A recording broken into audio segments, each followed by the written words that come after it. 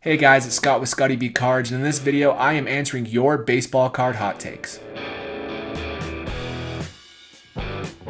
So Baseball Card Hot Takes is an episode where I will be asking you what your hot takes are and I react to them. I say whether I agree or disagree and explain why. Before we start though, if you're a sports card, trading card, baseball card fan, this is the channel for you. We post 2, sometimes 3 times each and every week exclusively about this content, so make sure that subscribe button so you don't miss anything. Alright, so our very first hot take says, we're currently in a junk slab era, and if PSA ever reopens at old prices, it will get worse. So the junk slab is something that's being thrown around by a lot of people, and junk slab era is possibly going to happen, but that's okay. Every single little era in sports cards, whether it was the junk wax era where there was so much product produced, or the junk slab era that we're going to have now where there's so many slabs of cards, I think this is a good thing. We know the condition of cards, and right now this is semi-correcting itself with prices going up. I don't think prices will ever go back down to where they were unless the hobby takes a serious turn for the worse, where it's, $8 to grade a card and you get it back in 2 months. Now you're going to be probably paying $50 and getting it back in 6 months, which I think is fine. The correct cards will get slabbed, but overall in the future there will be junk slab bins where you can get a Kobe White PSA 8 Prism rookie for $5.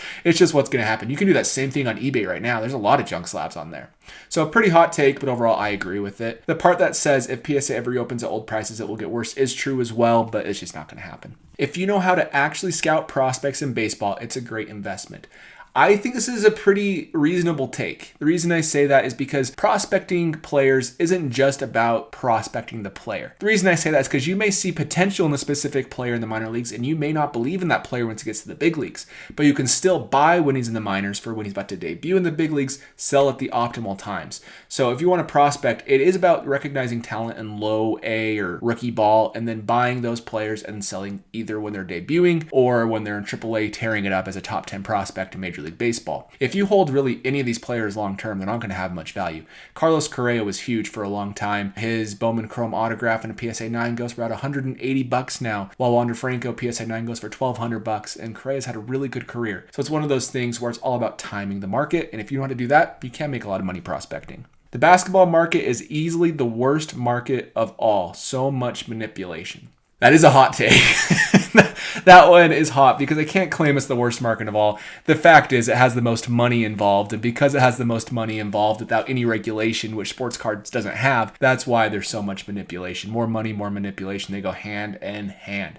Baseball is relatively safe because it's harder to manipulate the market unless you're in the super high end, like the Trout Bowman Chrome autographs or the vintage cards or the really rare Ken Griffey Jr. Topps traded Tiffany PSA 10s. Things like that can be manipulated, or even Mike Trout 2011 Topps update. We saw that last year when they spiked to $7,000. They're back to $3,000 where they should be, where they were before the spike. So it can happen in baseball too. It just happens more in basketball because more people buy basketball and basketball has more money. I wouldn't say basketball market. I would just say people are manipulating the market because people are the worst in every market. The next one is the exact opposite of the prospecting part. It says buy the flagship rookies or parallels of future Hall of Famers instead of prospects, 2017 and earlier. So the 2017 and earlier part is really important because there's less parallels that exist of Hall of Fame potential players. So that's good. You want to get high grade or mid, like 8 to 10 of really good parallels of players with potential Hall of Fame success. And it's a different school of thought because this is a long-term hold while prospecting is a very short to mid-term hold.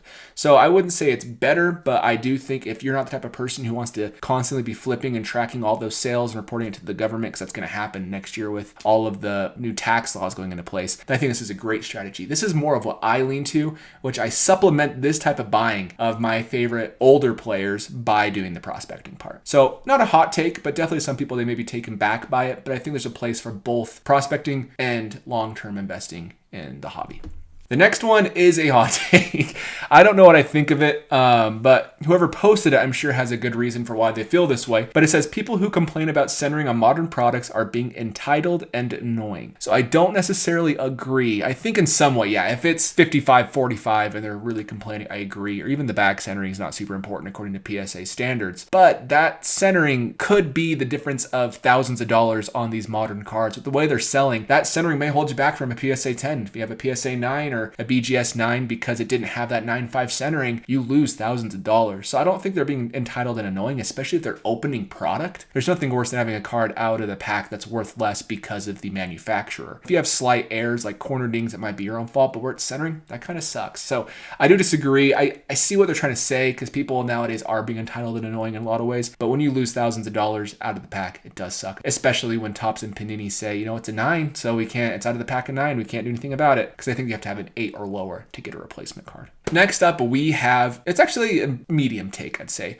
Rookie PSA slabs of the 2020 class are undervalued. Bichette, Yordan, and Robert. I did a video on this not too long ago, and I agree for the most part. It depends on what you're buying. If you're buying Topps Series 1 of these players, then no. Or Topps Series 2 for Robert, I don't think they're undervalued. There's a lot of them. That goes back to the junk slab argument. But if you're buying the more under the radar things like Bowman Chrome refractors of these players, then yes, I do think they're underrated. Primarily with Luis Robert and Bo Bichette. Yordan, he's a DH for the long term, so who knows?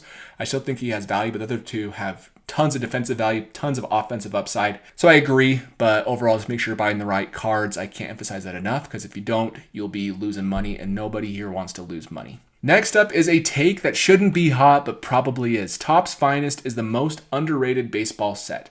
Topps Finest is not getting the love that it deserves. If you think about Topps Finest, it's been around longer than Topps Chrome. At least I believe it has been. 1993 is when Finest came out, and I believe Chrome came out in 96. I could be wrong, but I'm pretty sure those are the time frames for both of them. And so it should carry a premium. Topps has done a really poor job with Topps Finest, primarily because it's not a retail product, which I actually like. It's a hobby-only product, so a lot of people don't even see Topps Finest, and a lot of people don't open hobby products. And on top of that, it kind of has had some weird changes throughout time. It was a high-end brand, and then it became a regular brand. Now it's a relatively high-end brand. They just haven't done a good job of establishing what its value is, like Panini has done with Prism and Topps has done with Topps Chrome. Because of that history, I think cards maybe 20 years from now from Topps Finest will be worth more than cards like Bowman Sterling. Bowman Sterling's been around since the mid-2000s as well, but Topps Finest has that name behind it. So I agree. I've been buying up a lot of refractors of Tatis, Topps Finest refractors, just because they are a good set and there's less of them made. Hobby only product. Can't complain anyway about that. And our last hot take says Topps Chrome won't hold its value.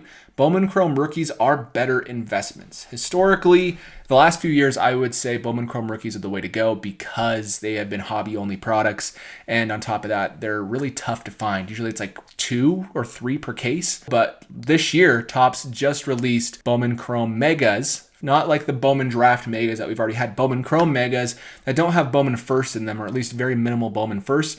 And instead, they've replaced those with Bowman Chrome Rookies. Basically, now we're having the same situation with Bowman Chrome as we did with Topps Chrome Rookies. I still think Topps Chrome, if it has the same flagship design as the Topps flagship paper card, will carry the premium. But I do think there's a very good place for Bowman Chrome Rookies in the hobby in the future. And I think they will carry a premium as long as those pop numbers are lower than Topps Chrome pop numbers, which we'll see what Topps does with print runs and if they keep it that way. So anyways, guys, those are my hot takes. Let me know down in the comments below if you agree or disagree with all of them. Let me know if you have any hot takes in the comments below. Maybe I'll feature in the video. If you want to be featured, go to my Instagram and follow me, because once a month I'll say what are your hot takes and you could end up on the channel. So anyways, thanks for watching, guys. I'll catch you later.